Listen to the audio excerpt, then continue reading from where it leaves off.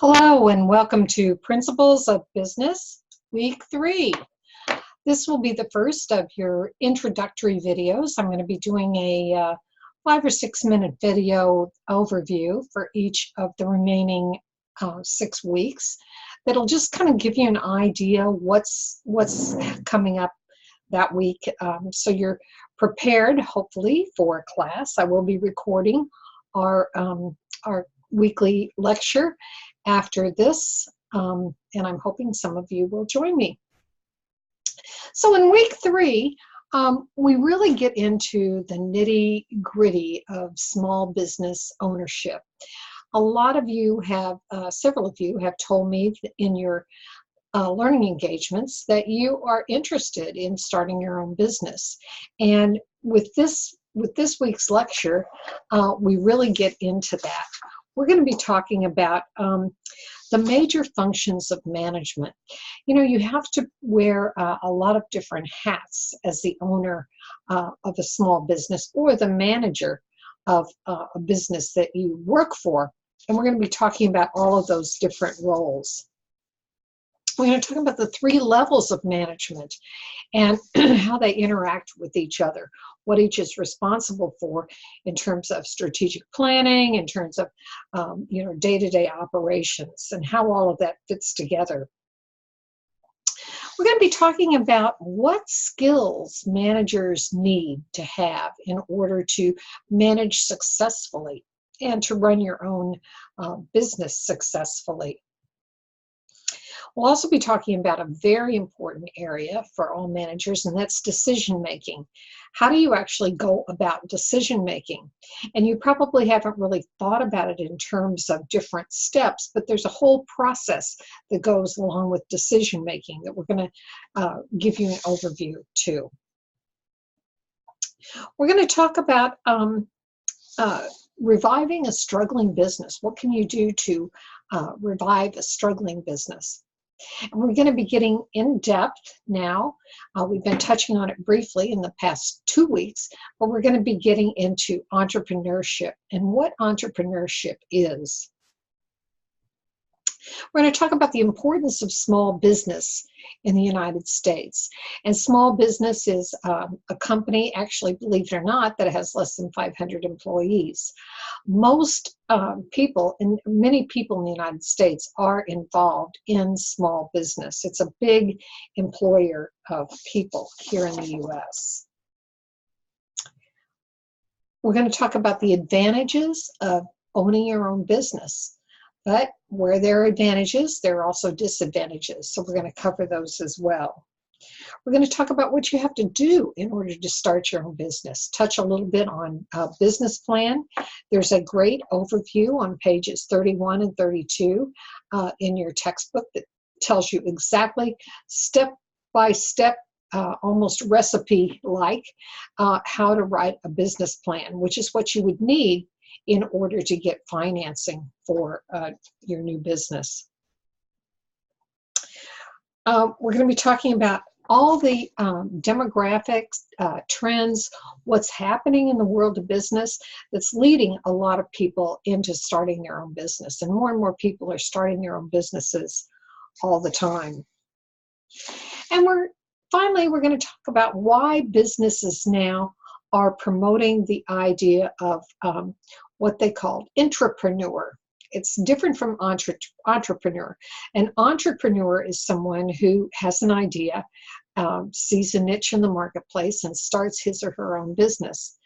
An intrapreneur is a creative person who works inside an organization. Perhaps it's a corporation, perhaps it's a company owned privately. But intrapreneurs act entrepreneurially inside businesses that they don't own. So they're bringing creative ideas and kind of an ownership mindset to that organization in order to help the organization maximize its strengths. So for this week, you're going to be reading chapters 5 and 6. 5 is small business, entrepreneurship, and franchising. We're going to talk about franchising, and there are pros and cons to franchising. And then chapter 6 is the nature of management. So, lesson 3 assignments, as I've just mentioned, chapter 5 and chapter 6. You're going to be participating in the learning engagements. Please make your answers to the learning engagements as robust as possible, rather than just saying, great post, Angela, although it's okay to say that too, but you're going to have to tell us why you think the post was great. Pick up points that he or she made in the post that really made you think. The purpose of the learning engagements is to give you a chance to really work with the material and to help you think. This week, we're also going to talk about the case study and beginning work on your case study.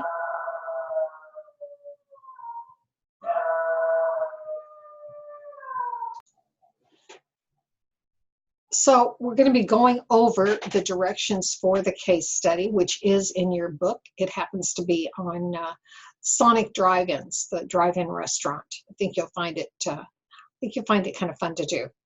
We're also going to talk about topics for your final paper, which will be due in week 8. And I have some suggested topics, but you're also free to come up with your own topic as long as you have it approved.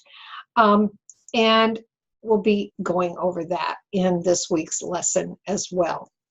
As always, and this is really important, become familiar with the key terms. You know, business has its own language, and the more familiar you are with business terminology, the more you're going to understand the concepts and the better you're going to be able to relate to other people in the business world, whether you are working with your own suppliers in your own business or whether you're interacting with your peers inside a large corporation. Terminology is very important. So here's a little overview. This is a screenshot from Moodle on exactly what we have here. So just run down it really quickly. As always, you've got a PDF that gives a very brief overview of what the chapter's about. You have the chapter PowerPoints, which I always put up in both PowerPoint format and PDF. You have some videos here. One is on the B1 triangle by the gentleman that wrote Rich Dad, Poor Dad. It kind of talks about how you move from mission to all the way up through the success of your business. He has a triangle. It's kind of interesting.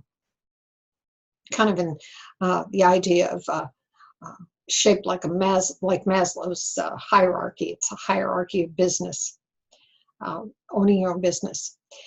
Then your textbook talks about 5 guys and how they have a franchising success story. So you have a video there. There's another video in a company called Eco Scraps, which actually takes table scraps and scraps from grocery stores and makes them into fertilizer that's sold then. And Zappos, your book also talks about Zappos. Zappos has a very interesting history and corporate culture. It's often studied because it's kind of unique and quirky, but there are also some really good principles of management that Zappos, which is now owned by Amazon, by the way, has come up with that are reasons for its success. You'll also note down here at the bottom, we have I have a video there on APA basics. This is a really good video on how to write an APA paper. All your papers at California Miramar are going to be required to be written in proper APA format. And this is going to guide you through. It's a video from Purdue University's online writing lab. It's very well done. It's very simple, very straightforward, very easy to understand how to write an APA paper. It's important to know that the APA paper format is really something that you could also use to write formal business papers. In APA, you have a cover sheet, you have an abstract, when you're writing business papers, that abstract would be called an executive summary, but you'd use the same basic style to write business papers, white papers, for example. So it's well worth your time to learn the APA format. There are some guides to case study analysis, and then there's a place where you're going to select the topic for your final paper, and as I said, that must be approved. I will expect that by the end of the week from everyone. And with that said, that's kind of an overview of this week's lesson. I will sign off and see you on the flip side.